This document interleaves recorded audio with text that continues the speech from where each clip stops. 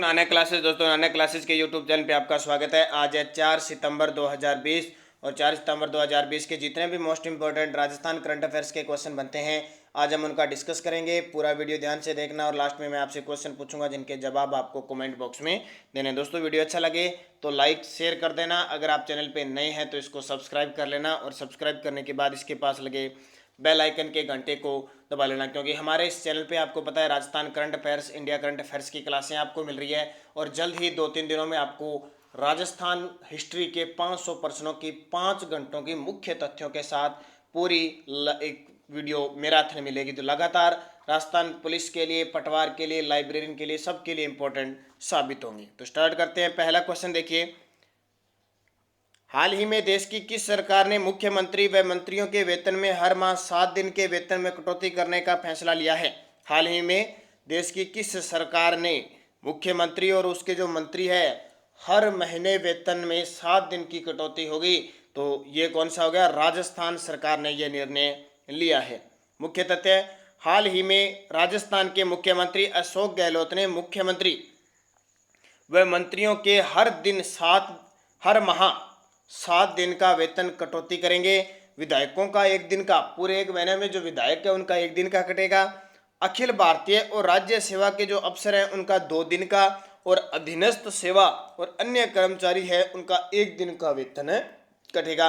और ये वेतन काम लिया जाएगा? कोविड-19 जो कोष बना हुआ है उसमें काम लिया जाएगा, जहां जरूरतमंद लोगों को इसकी भरपाई की जा सकती है। तो ये फैसला अभी मुख्यमंत्री और उसकी मंत्रिपरिषद ने लिया है। अब बात आती है थोड़ी सी, मुख्यमंत्री और मंत्री और बाकी विधायक अलग क्यों कर दी, क्या होता है?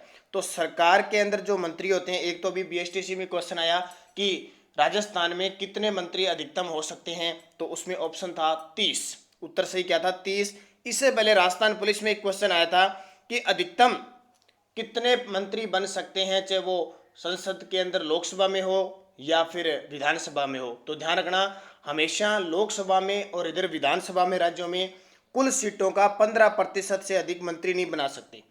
या तो 15% ऑप्शन आएगा, 92वां संविधान संशोधन हुआ था 91वें संविधान संशोधन के तहत, और या फिर बात आती है जैसे राजस्थान में 200 विधानसभा सीट है तो उसका 15% कर लो आप, तो कितना आ गया? 30। यानी 30 से ज्यादा हम मंत्री बना नहीं सकते। एक क्वेश्चन आया था। और एक क्वेश्चन आया था राजस्थान से संसद के अंदर कितने सांसद चुने जाते हैं, तो ऑप्शन 25 भी था और 10 भी था, तो टोटल ध्यान रखना 35 चुने जाते हैं। उसने ऐसा नहीं कहा कि लोकसभा से और नहीं राज्यसभा से, उसने सीधा सांसद कहा था। तो सांसद 25 लोकसभा के हैं और 10 राज्यसभा के, टोटल कितने हो जाएंगे? तो टोटल 35। ठीक है, ये क्वेश्चन था, तो ये ध्यान रखना।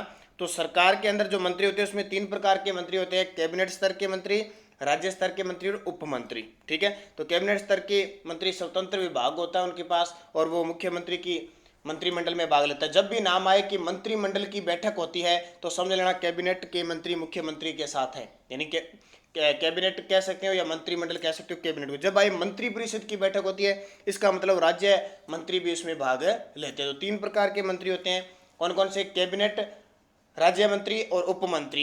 और एक और होता है राज्यों के अंदर, जब कैबिनेट का कोई मंत्री नहीं बनाया जाता तो उसे राज्य मंत्री बना दिया जाता है सीधा, वो होता है स्वतंत्र प्रभार है मंत्री। राज्य में भी 2 भाग होते हैं, एक राज्य मंत्री और एक स्वतंत्र प्रभार राज्य मंत्री। तो ये ध्यान रखना, उप मंत्री की बहुत कम भूमिका होती है। और ये ध्यान रखना जो कटौती होगी वो 1 सितंबर है, यानी अब सितंबर माह से लागू हो जाएगी। दूसरा क्वेश्चन देखिए, आईपीएल 13 अब सीजन कौन सा चलेगा? आईपीएल 13 का सीजन चलेगा। राजस्थान रॉयल्स टीम के कोच कौन है? आपको पता है अभी राजस्थान रॉयल्स टीम संयुक्त अरब अमीरात दुबई में पहुंच चुकी है और इसी सितंबर माह में आईपीएल चलेगा। तो हमें पता होना चाहिए राजस्थान रॉयल्स टीम के कोच, क्योंकि एक आधा कोच या कप्तान से क्वेश्चन आता ही आता है। तो एंड्रयू मैकडोनाल्ड ऑस्ट्रेलिया के है, ये एंड्रयू मैकडोनाल्ड राजस्थान रॉयल्स के कोच हैं। तो आईपीएल 13 सीजन संयुक्त अरब अमीरात में होने जा रहा है, जिसमें राजस्थान रॉयल्स टीम के कोच एंड्रयू मैकडोनाल्ड है और कप्तान स्मिथ है, डेवन स्मिथ, जो ऑस्ट्रेलिया के खिलाड़ी हैं। अन्य टीमों के कोच देखिए, चेन्नई के फ्लेमिंग, स्टीवन फ्लेमिंग न्यूजीलैंड के हैं। दिल्ली के रिकी पॉन्टिंग जानते हो आप, ऑस्ट्रेलिया के। कोलकाता के ब्रैडन मैकुलम, कौन है? कोलकाता के ब्रैडन। जब आईपीएल चला था तो आपको पता होगा कोलकाता की तरफ से ब्रैडन मैकुलम ने एक खतरनाक तरीके की 73 गेंदों में 158 रन की पारी खेली थी, शायद आपको याद होगा, वो ब्रैडन मैकुलम। और मुंबई के महिला जयवर्धने श्रीलंका वाले हैदराबाद के ट्रेवल बॉलिस, बेंगलुरु के साइमन कैटेज और पंजाब के अनिल कुंबले, ये इन सब के कोच हैं। थोड़ा ध्यान रखना, एग्जाम में पूछा जा सकता है। और आपको पता है राजस्थान रॉयल्स ने पहली बार जब आईपीएल चला था तो ये आईपीएल का टूर्नामेंट जीता था, उसके बाद में अब तक नहीं जीत पाई है। तीसरा क्वेश्चन देखिए, राजस्थान में किसानों को रबी की फसल के लिए कितना ब्याज मुक्त फसली ऋण वितरित करवाया जाएगा? ये बहुत इंपॉर्टेंट क्वेश्चन है और इसकी शुरुआत 1 सितंबर 2020 से हो चुकी है किसानों को रबी की फसल के लिए।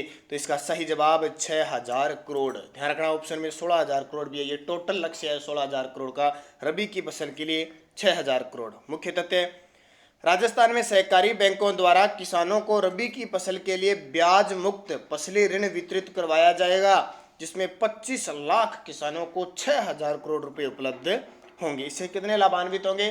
25 लाख, और रबी फसल के लिए 6000 करोड़। क्योंकि एग्जाम में क्वेश्चन आएंगे, पूरे देश में चर्चित है हमारी सहकारिता के क्षेत्र में जो अभी फसली ऋण दिया जा रहा है, इसकी शुरुआत 1 सितंबर से हो चुकी है। लक्ष्य क्या रखा गया है कि 2020-21 में 16,000 करोड़ रुपए फसली ऋण वितरित करना है। कितना? 16,000 करोड़ रुपए। और आपको पता है 8,000 करोड़ रुपए उससे पहले दे चुके हैं और 6,000 करोड़ रुपए अब, यानी ऐसे करके पूरा जब साल होगा तो ये 16,000 करोड़ हो जाएगा। फसली ऋण वितरण की शुरुआत हुई थी 3 जून 2019 को। 3 जून 2019 को इसकी शुरुआत हुई थी। राजस्थान के जो सहकारिता मंत्री है उदयलाल अंजना, काफी चर्चित है उदयलाल अंजना, और इनका जो विधानसभा क्षेत्र है वो निमाहेड़ा चित्तौड़गढ़। अब बात आती है रबी फसल। अब बीएसटीसी में बता दूं आपको, क्वेश्चन आया था निम्न में से किस फसल के लिए माउठ उपयोगी नहीं होती है? अब हमें पता होगा ना भी माउठ कब आती है, जब रबी की फसल होती है। और रबी की फसल कौन कौन सी है? तो हम क्वेश्चन, उस विद्यार्थी ने तो सही कर दिया, गलत हो गया। ऑप्शन था गेहूं, चना, सरसों और कपास। तो आपको पता है कि कपास अब खरीफ की फसल है और अब माउठ नहीं हो रही है, ठीक है। तो अब उसका ऑप्शन सही क्या था? कपास था। तो एक रबी का क्वेश्चन आया था। अब देखो, यह फसल अक्टूबर नवंबर में बोई जाती है। अब अक्टूबर आएगा तो सरसों ये बीजनी शुरू कर देंगे। मार्च अप्रैल में इसको क्या काटी जाती है, क्योंकि गर्मियों में काटी जाती है। तो जो गर्मियाँ होती है उसको ग्रामीण भाषा में उनालू कहते हैं, इसलिए रबी की फसल को भी क्या कहते हैं? उनालू कहते हैं। प्रमुख फसलें आपको याद रखनी है क्योंकि एग्जाम में क्वेश्चन आता है कौन सी रबी की है, कौन सी खरीफ की है। तो गेहूं, चना, जौ, सरसों, चुकंदर, तारामीरा, अलसी, जीरा, धनिया, सौंफ, मैसूर, मटर, इसबगोल, अफीम, तमाकू और लहसुन और राई, ये सारी रबी की फसल है। इसके अलावा जो फसल होगी वो खरीफ की फसल है होगी। एक दो जायद की फसल है, खरबूजा, ककड़ी, ठीक है, रिज का, वो अलग बात है। बाकी ये सारी रबी की फसल याद रखना क्योंकि एक आधा क्वेश्चन जरूर एग्जाम में पूछ लिया जाता है। चौथा देखिए, राज्य की नई पर्यटन नीति को मंजूरी दे दी गई है। इस नीति में जिला पर्यटक विकास समिति का गठन कर इसका अध्यक्ष किसे बनाया जाएगा? नई पर्यटन नीति 2020 को मंजूरी मिली है। अब तक इसमें और क्या नियम होंगे, क्या बदलाव होंगे, अभी तक कोई जानकारी नहीं मिली है। जहां तक जितनी की मिली है आपको बता दिया, जिला स्तर पर पर्यटन विकास समिति का गठन होगा क्योंकि राज्य स्तर पर थी। अब पर्यटन को बढ़ावा देने के लिए, क्योंकि राजस्थान आपको पता है सैलानियों का स्वर्ग कहलाता है और पर्यटक हर 3 में से एक पर्यटक हमारे राजस्थान में आता है पूरे देश में। तो जिला पर्यटक समिति का गठन किया गया है जिसके अध्यक्ष होंगे जिला कलेक्टर। कौन होंगे? जिला कलेक्टर। मुख्य तथ्य, मुख्यमंत्री अशोक गहलोत के मंत्रिमंडल में, अब देखो नाम आ गया मंत्रिमंडल। मंत्रिमंडल का मतलब होता है जब कैबिनेट के मंत्री भाग लेते हैं वहां आएगा मंत्रिमंडल। कभी भी न्यूज में देखना कि मंत्रिमंडल की बैठक हुई, इसका मतलब कैबिनेटों ने भाग लिया। जब आए राज्य मंत्री परिषद की बैठक हुई, इसका मतलब समझ लेना मुख्यमंत्री, कैबिनेट और राज्य मंत्रियों ने भाग लिया है। और मंत्रिमंडल की जब बैठक होती है ना, तो हो सकता है वो मुख्यमंत्री कह सकते हैं भी इन 2 राज्य मंत्री को भी बुला लेना, नहीं तो कोई जरूर वो अपने आप नहीं जा सकते। तो राज्य में नई पर्यटन नीति लागू करने की मंजूरी दी है। अब तक लागू नहीं हुई लेकिन मंजूरी दे दी। इस नीति में जिला पर्यटन विकास समिति का गठन कर एक जिला कलेक्टर को इसका अध्यक्ष बनाया गया है, जिसको जिलाधीश कहते हैं। पर्यटन को बढ़ावा देने के लिए जिला स्तर पर विकास समिति का गठन किया जाएगा। अब बात आती है राजस्थान में पर्यटन उद्योग। तो राज्य पर्यटन विभाग की स्थापना हुई थी 1956, ये बहुत बार एग्जाम में आता है। और राजस्थान राज्य पर्यटन विकास निगम लिमिटेड की स्थापना हुई थी 1 अप्रैल 1979 को। और राज्य पर्यटन सलाहकार मंडल की स्थापना हुई थी सन 2000 में। उसके अलावा मोहम्मद यूनिस समिति की सिफारिश पर पर्यटन को 4 मार्च 1989 में निर्दुम उद्योग का दर्जा दिया गया। ठीक है, बिना धुएं का होता है ना, इसको निर्दुम उद्योग का से पर्यावरण नहीं होता है। ऐसा करने वाला राजस्थान देश का पहला राज्य है और 2004 में इसको जन उद्योग का दर्जा दे दिया गया और राज्य की प्रथम जो पर्यटन नीति वो 27 सितंबर 2001 को घोषित की गई। 8 नहीं है, 2001 है, 27 सितंबर 2001 को घोषित की गई। तो ये इंपॉर्टेंट आपके लिए बन जाता है राज्य की प्रथम पर्यटन नीति। अब 2020 में क्या होगा, क्या नियम बनेंगे, जैसी सूचना होगी आपके पास पहुंच जाएगी। और वर्तमान में हमारे जो पर्यटक मंत्री है विश्वेंद्र सिंह थे, लेकिन उनको पद से हटा दिया गया। वर्तमान में राजस्थान का पर्यटन विभाग का जो मंत्री विभाग है वो पद खाली है, ध्यान रखना। जैसे निकाय चुनाव होंगे, मंत्रिमंडल का विस्तार होगा, नए मंत्री बनेंगे। 5 नंबर, एम्बुलेंस चलाने वाली भारत की पहली महिला ड्राइवर एम वीर लक्ष्मी किस राज्य से संबंध रखती है? एम्बुलेंस चला दी भी पहली महिला ड्राइवर बन गई, तो वो तमिलनाडु की है। मुख्य तथ्य है, तमिलनाडु में मुख्यमंत्री पलानीस्वामी द्वारा एक नई पहल के तहत भारत की पहली महिला एम्बुलेंस ड्राइवर के रूप में एम वीर लक्ष्मी को नियुक्त किया गया है। एम वीर लक्ष्मी को हाल ही में लॉन्च की गई 108 एम्बुलेंस के ड्राइवर के रूप में नियुक्ति किया गया है। तो तमिलनाडु के मुख्यमंत्री पलानीस्वामी, तमिलनाडु की राजधानी चेन्नई है। और आपसे पूछे तमिलनाडु में 2 बंदरगाह याद रखना है, एक तो चेन्नई बंदरगाह और एक तूतीकोरन बंदरगाह। इसके अलावा एक कावेरी नदी का नाम सुना है जो कर्नाटक के ब्रह्मगिरी से निकलती है। बहुत बार आता है कि कावेरी नदी कितने राज्यों में बहती है, तो ध्यान रखना कर्नाटक, केरल और तमिलनाडु 3 राज्यों में सबसे ज्यादा हिस्सा है तमिलनाडु के अंदर, लगभग 53% तमिलनाडु में, फिर 47 के आसपास आपकी यहाँ पे कर्नाटक में, और सबसे कम है केरल के अंदर। तो कावेरी नदी विवाद किन किन देशों के बीच है, ध्यान रखना कर्नाटक, केरल और तमिलनाडु, किन राज्यों के बीच में, सॉरी। अगला क्वेश्चन देखिए, गंदगी भारत छोड़ो अभियान देश के किस राज्य द्वारा चलाया गया है? गंदगी भारत छोड़ो अभियान, तो ये मध्य प्रदेश सरकार द्वारा चलाया गया है। तो मध्य प्रदेश सरकार द्वारा 15 दिनों तक चलने वाले गंदगी भारत छोड़ो नामक एक अभियान को शुरू किया गया है। अभियान के तहत 7,178 बस्तियों में जागरूकता कार्यक्रम आयोजित किए गए हैं। इस अभियान में मध्य प्रदेश के 378 नगरीय निकायों के लगभग 35 लाख लोगों ने हिस्सा लिया। ये हमारे काम की बात नहीं है, बस हमें ध्यान रखना है गंदगी भारत छोड़ो अभियान, क्योंकि कांस्टेबल का एग्जाम फिक्स हो चुका है 6, 7 और 8 3 तारीखों में, नवंबर यानी नवंबर को ये एग्जाम होगा। तो पूरी कमर कस लो, अब जल्द ही आपके लिए राजस्थान जीके की मैराथन क्लासेस शुरू होने वाली है। 500 क्वेश्चनों की हिस्ट्री, पॉलिटिकल, ज्योग्राफी, और इसकी शुरुआत सबसे पहले हिस्ट्री से होगी। अगले 2 दिन बाद आपको हिस्ट्री की क्लास मिल जाएगी। इसके अलावा Rajasthan current plus India current affairs की मैराथन क्लास भी हम शुरू करने जा रहे हैं। हफ्ते में एक क्लास आपको 500 क्वेश्चनों की मिलने की पूरी जवाना हम सोच रहे हैं। तो वीडियो को लाइक करो, शेयर करो और सब्सक्राइब करो अगर आप चैनल पे नए हैं तो। एक क्वेश्चन है, CIIGBC national energy leader award किस अंतर्राष्ट्रीय हवाई अड्डे को मिला?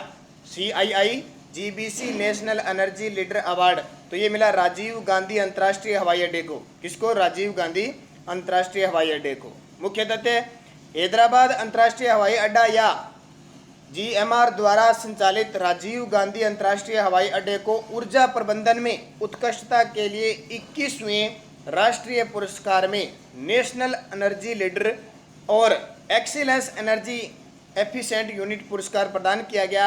इसके अलावा राष्ट्रीय इस्पात निगम लिमिटेड जो विशाखापट्टनम में है, स्टील प्लांट को भी ऊर्जा प्रबंधन में उत्कृष्टता के लिए राष्ट्रीय पुरस्कार प्रतियोगिता में CIIGBC द्वारा एक्सीलेंट एनर्जी एफिशिएंटी यूनिट पुरस्कार प्रदान किया गया। अब ध्यान रखना एग्जाम में और कोई क्वेश्चन आए ना, ये आएगा राजीव गांधी अंतर्राष्ट्रीय हवाई अड्डा कहाँ पे है, क्वेश्चन आ जाता है तो कहाँ पे बताओगे? हैदराबाद। और अब मुझे कमेंट करके बताओगे हैदराबाद तेलंगाना में है या आंध्र प्रदेश में है और किस नदी के किनारे है, ये मुझे कमेंट करके जरूर बताओगे। हैदराबाद। अब ये CIIGBC क्या है, तो नेशनल एनर्जी लीडर पुरस्कार के बारे में देखें। भारतीय उद्योग परिसंघ CII, भारतीय उद्योग परिषद और Godrej green business centre GBSC द्वारा ऊर्जा दक्षता क्षेत्र के महत्वपूर्ण और नवीन प्रयासों को पहचानने के लिए ऊर्जा प्रबंधन में उत्कृष्टता के लिए राष्ट्रीय पुरस्कार की शुरुआत की गई है। अब पिछले वीडियो में क्वेश्चन क्या था, पूर्व राष्ट्रपति प्रणब मुखर्जी जिनका हाल ही में निधन हो गया, वे भारत के कौन से राष्ट्रपति थे? तो 13वें राष्ट्रपति थे, हमने चर्चा की थी, हाल ही में इनका निधन हो गया। विदेश मंत्री, वित्त मंत्री, बहुत सारे इनके पास कांग्रेस के ये अध्यक्ष, कांग्रेस के ये वरिष्ठ नेता रह चुके हैं। इंदिरा गांधी, राजीव गांधी के समय PV नरसिम्हा राव, जितने भी प्रधानमंत्री हैं। तो प्रणब मुखर्जी का निधन हो गया, भारत रत्न इन्हें मिल चुका है। और एक क्वेश्चन था, सामोद महल किस जिले में है? ये BSTC के अंदर क्वेश्चन आया था। तो सामोद महल है वो जयपुर के अंदर है। कहाँ पे? जिसका निर्माण राजा भारमल ने, जिसको बिहारी दास कहते हैं, बनाया था। और सामोद के अंदर जो शीश महल है उसमें कांच का अति सुंदर कार्य शिव सिंह ने करवाया था, इसके लिए बहुत जाना जाता है। और सामोद महल में का जो एक सुल्तान महल है उसमें शिकार के दृश्य और पढ़ने के दृश्यों का अच्छा अंकन किया गया। और इसमें एक जैसे 7 महलों का निर्माण हुआ है। जैसे नाहरगढ़ में 9 एक जैसे महलों का निर्माण है, तो सामोद के अंदर एक जैसे 7 छोटे छोटे यानी कमरे वगैरह मकान बने हुए हैं। तो ये इसके लिए इम्पोर्टेंट है। अब वीडियो के लास्ट में मैं आपसे क्वेश्चन पूछता हूँ जिनके जवाब आपको कमेंट बॉक्स में देना है। भारत निर्वाचन आयोग का पहला क्षेत्रीय मतदान जागरूक केंद्र राजस्थान में कहाँ स्थापित किया जाएगा? जोधपुर, कोटा, जयपुर, अलवर। सही। और 3 क्वेश्चन आपको इसमें साथ देने हैं। हमारे देश के मुख्य निर्वाचन आयुक्त कौन है? राजस्थान के कौन है? राजस्थान के निर्वाचन अधिकारी कौन है? एक क्वेश्चन, राजस्थान का प्रथम ऐतिहासिक ग्रंथ किस इतिहासकार की रचना को माना जाता है? राजस्थान का प्रथम ऐतिहासिक ग्रंथ किस इतिहासकार की रचना को माना जाता है? कर्नल जेम्स टोड, मनोतनैन सिंह, डॉक्टर गौरीशंकर, हीराचंद औजार, चंद्र बरदाई। और उसका वो ग्रंथ है कौन सा? तो ये थे। और इसकी पीडीएफ आपको नानक क्लासेस स्टडी अड्डा ग्रुप में मिल रही है। हर रोज़ दोपहर के बाद आपको पीडीएफ मिल जाती है। क्वेश्चन भी जहाँ तक 2-3 दिन हो गए आपको डाले नहीं, मिल जाएंगे। और जिस विद्यार्थी ने एक तो राजस्थान कोविड से संबंधित, कोविड-19 से संबंधित क्वेश्चन बनाए हुए वो देखना, राजस्थान में कौन क्या है, पिछले 6 माह का करंट अफेयर्स डाला हुआ है, अगस्त महीने का पूरी एक 100 क्वेश्चनों की आपको वीडियो डाल दी गई है। तो सब क्वेश्चन डाले हुए हैं। और एक राजस्थान जीके की महामैराथन 500 क्वेश्चन की वीडियो डाली हुई है, वो बीएसटीसी के लिए डाली थी, लेकिन अब हम आराम से मुख्य तथ्य के साथ स्पेशल, चाहे राजस्थान पुलिस, पटवार, आरएस कोई भी हो, सब में काम देगी। तो धन्यवाद। जय हिंद, जय भारत।